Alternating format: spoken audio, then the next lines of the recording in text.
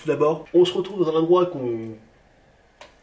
je suis en train de custom un petit peu, là mon petit bureau, j'essaie de faire un truc sympa. Bon, avant il faut que je mette une casquette parce que sinon les cheveux, je vais pas pouvoir.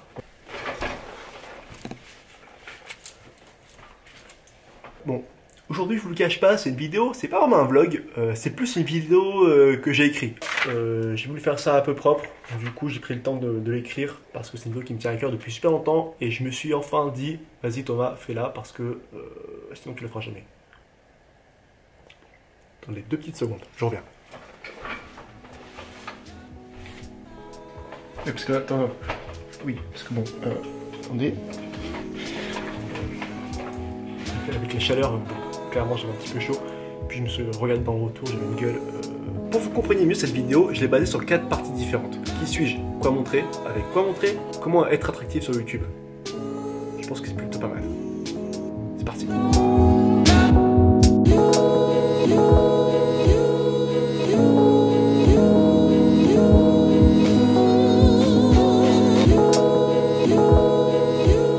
Faut savoir que je suis pas arrivé sur YouTube il y a 5 mois et je suis passé de 0 à 42 000 abonnés. En 7 ans, c'est vrai qu'il s'est passé beaucoup de choses sur YouTube. Vous-même et moi-même, on sait que bon, il y a beaucoup de gens sur YouTube, il y a beaucoup de choses qui se passent et j'ai vu beaucoup de choses, j'ai rencontré beaucoup de personnes, j'ai su saisir des opportunités au bon moment. Je pense que notamment cette date ici a été vraiment révélatrice, c'était vraiment une telle clé pour moi. Date clé dans le sens que j'avais 13 ans un jour. Et je me suis dit pourquoi pas faire un petit montage photo pour rigoler. Et j'ai tellement rigolé, j'ai tellement aimé que 5 ans après je me suis inscrit à l'école d'art de Bellecour. Et j'ai fait 2 ans là-bas et je me suis dit que c'était pas pour moi et aujourd'hui j'ai créé ça. Maintenant c'est une marque de vêtements qui est déposée et qui marche plutôt bien donc je suis assez content et c'est vrai que bon cette date ça a été un peu révélateur pour moi. Durant ces 2 ans j'ai appris vraiment beaucoup de choses et notamment 3 choses. La première, j'ai développé mon esprit créatif vraiment énormément. Également la rigueur et que maintenant qui me sert beaucoup dans mes vidéos, dans mon travail. Toujours travailler, la rigueur, c'est la rigueur. Et pour finir, l'organisation qui est maintenant aujourd'hui tellement utile dans ce que je fais également, pour mes vidéos et pour AES, c'est primordial.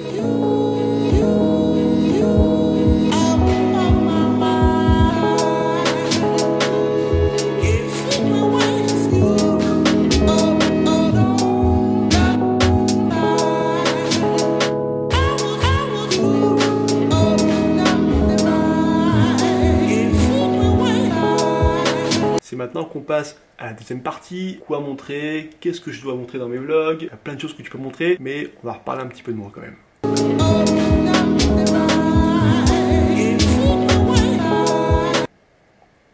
Moi je suis ici pour vous parler de ça, la marque de vêtements, puis aujourd'hui mon fil conducteur de mes vidéos. De toutes mes vidéos, j'essaie de vous parler un maximum de la marque de vêtements parce que ça intéresse beaucoup de personnes de savoir comment ça se passe. Et c'est vrai que ça peut être assez intéressant de savoir où ça se passe, chez quel imprimeur, avec qui, comment, où, qu'est-ce que je peux vous montrer. Moi, à côté, ça m'intéresse beaucoup, et vous également, voyez mon retour sur mon ordi et sous mes vidéos, enfin, moi ça me fait que plaisir. J'essaie également de vous montrer des voyages, quand je voyage à droite à gauche, avec mes potes que je vois souvent, que vous voyez souvent dans mes vlogs, on essaie de faire des espèces de croisement de vlog avec mon pote Guillaume, comme vous connaissez vraiment beaucoup maintenant. Je parle des créations que je peux faire, oui, surtout les créations.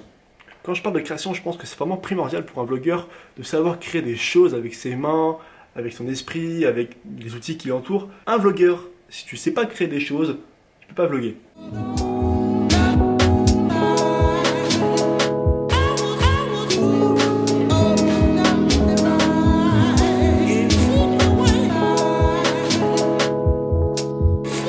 Je pense que vous avez compris de quoi je parlais quand je parle de fil conducteur. Toujours montrer des choses intéressantes, diverses et variées. Il faut savoir également montrer avec la caméra et avec le micro.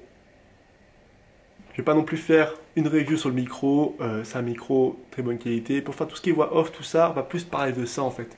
La caméra, c'est ce que j'utilise tout le temps. Comment je filme, comment tu fais en fait.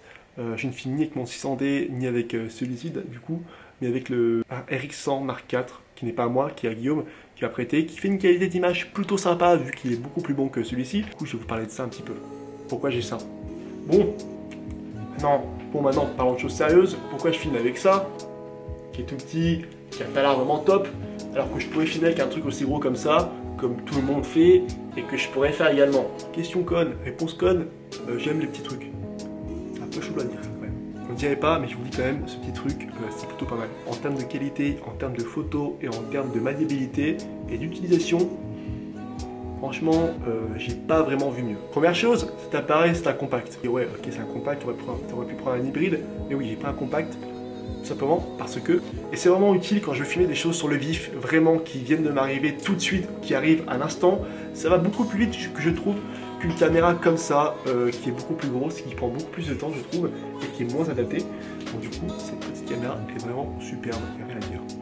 De plus, quand je parle de choses petites, je parle de mon appareil, et c'est vrai que quand tu dis petit, tu peux le ranger vraiment partout.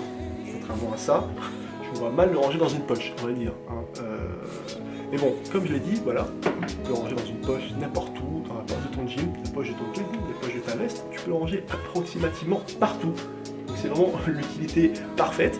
Et en plus, si je veux, je peux avoir une double utilisation, je peux faire ça. Donc des fois, voilà, si j'ai deux plans, vous me demandez plus comment je fais comme ça, j'ai deux plans différents. Ça va aussi vite que ça, c'est voilà, c'est plus facile.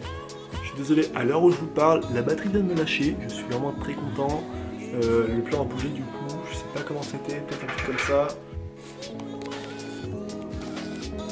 Bon, certes ok, il est petit, d'accord, c'est robuste, mais il a quand même pris 2-3 pètes dans la gueule, notamment le sac a bugué, j'étais pris un shoot ici. Il y a également l'écran qui a un jeu maintenant, parce que bon, il est tombé sur une grosse pierre, il a fait tomber dans l'eau, du coup il a pas trop kiffé, mais il marche très bien, il n'y a rien à dire, j'en suis vraiment très content. J'aime beaucoup, je pense pas le vendre si un jour j'upgrade l'appareil photo. Ah oui d'ailleurs, parlons de ça, en parlant d'upgrade, j'ai beaucoup de questions, mais vraiment beaucoup, de partout, Snapchat, PS, comme bref, partout.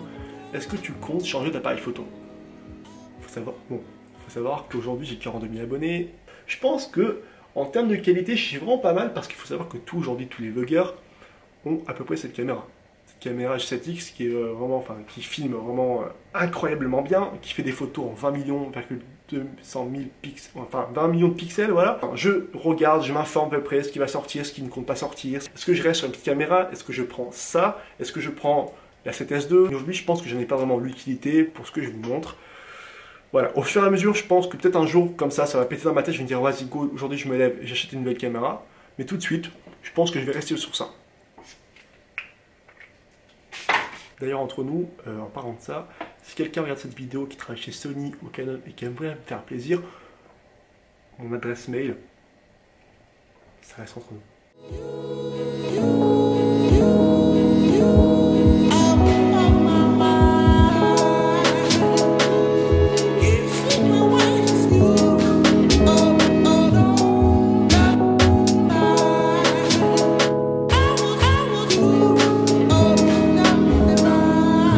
Un petit peu le montage.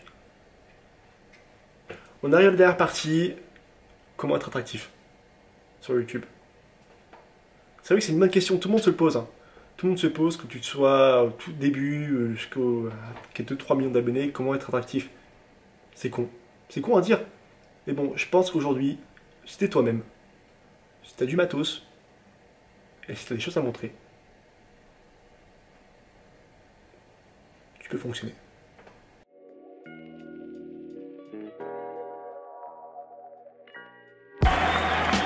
Bon, on continue. C'est juste une chose pour moi. T'es heureux? Le Dieu qui va... C'est bon pour